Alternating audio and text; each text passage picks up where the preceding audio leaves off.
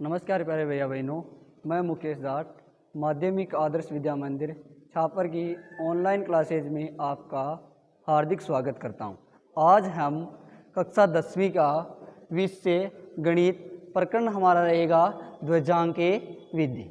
ठीक है, तो अपन ध्वजांक विधि को हल करते हैं। इसमें जैसे पहला क्वेश्चन हमारे पास में 4532 के अंदर अपन ध्वजांक विधि की सहायता से 112 का भाग देंगे।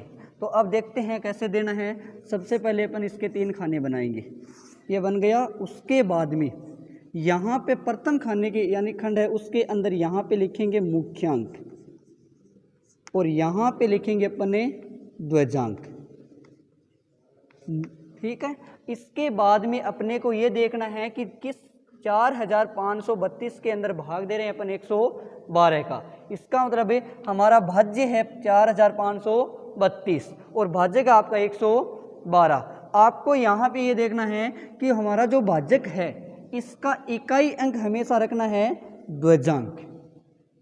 यानी कि मैंने आपको ये बताया है कि आपका जो भाजक है इसका इकाई अंक रखना आपको ध्वजांक। शेष बची हुई संख्या हमारा होता है मुख्यांक। मैंने ये बताया आपको कि जो हमारे पास में भाजक है उसका इकाई अंक है हमारा ध्वजांक, हमेशा सभी में रखेंगे और मुख्यांक हो जाएगा आपका पास शेष जो संख्या बचती है। इसके बाद में जिस भाज्य के अंदर भाग दे रहे हैं वो हमारे भाज्य का इकाई अंक कर देंगे अपन ने तीसरे खाने के अंदर। उसके बाद में जो शेष संख्या बचती है वो हमारा रहेगा मध्य खंड के अंदर। तो शेष संख्या बच गई हमारे पास में 453। अब सबसे पहले अपन भाग देंगे, मुख्यांक का आपको भाग देना है। देखो तो जैसे अपन 45 के अंदर भाग देते हैं 11 का, तो 45 के अंदर जब अपन भाग देते हैं 11 का तो हमारा भाग आता है 4 बार। भाग कितनी बार जाता है आपका? 4 बार। उसके बाद में शेषफल बचता है आपका 1। शेषफल बचता है आपके पास में 1। जो भागफल आता है वो अपन यहाँ पे लिखेंगे। शेषफल बच गया हमारे पास में 1। जो शेषफल बचा है 1, उसके बाद में यानी अपन ने 45 के अंदर भाग दिया तो भाग गया हमारा 4, शेषफल आ गया 1।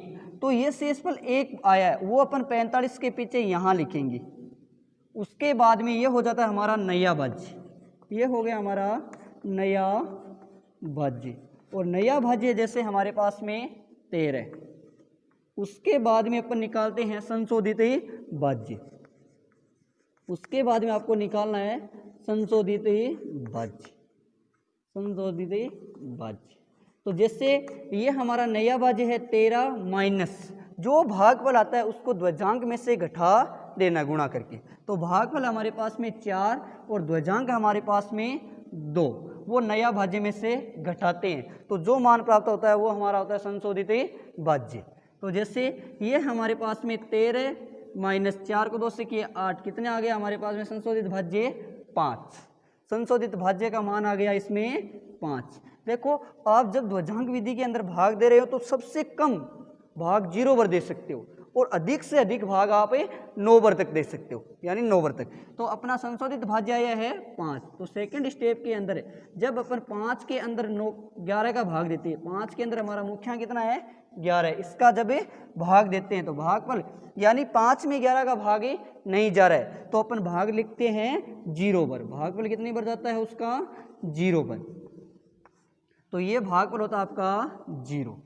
अब हमारे पास में शेषफल यानी 5 के अंदर जब भाग 11 का गया ही नहीं है तो भाग तो 0 आ गया, शेषफल हमारा 5 का 5 रहता है। तो शेषफल हो गया हमारे पास में 5। ये शेषफल आ गया 5। अब देखो यहाँ से अपन ने नया भाज्य ले लिया था, उसके बाद में जो 5 आता है वो अपन लिखेंगे यहाँ पर इसके अगले वाली संख्या के पीछे। तो नया भाज्य हो गया हमारे पास में 52। नया भाज्य हो गया हमारे पास में 52। इसके बाद में निकालना आपको संशोधित भाज्य। संशोधित भाज्य, संशोधित भाज्य कैसे निकालेगा? जो आपके पास में नया भाज्य है उसमें से हमारे पास में इसमें जो भागफल आया है उसको ध्वजांक से गुणा करके घटाते हैं, तो जो मान प्राप्त होता है वो होता है हमारा संशोधित भाज्य। यानी हमारे पास में भागफल है 0 इंटू में इसका ध्वजांक है हमारे पास 2, तो ये हो गया 52 माइनस 0 इंटू 2 मतलब 0, तो मतलब कितना आ गया आपके पास में 52। जब तृतीय खाने वाली जो संख्या होती है उसका अगर अपन संशोधित भाज्य निकाल लेते हैं तो शेषफल जो मान बचता है संशोधित भाज्य का वो होता है हमारा शेषफल। यहाँ वाली संख्या का आपको सिर्फ निकालना है संशोधित भाज्य, तो जो मान प्राप्त होता है वही होता है हमारा शेषफल। अतः यहाँ जो संख्या आती है वो होती है हमारी भागफल और यहाँ जो मान आता है वो होता है हमारा शेषफल। अतः भागफल का मान है 40 और शेषफल का मान है 52। शेषफल का मान है 52।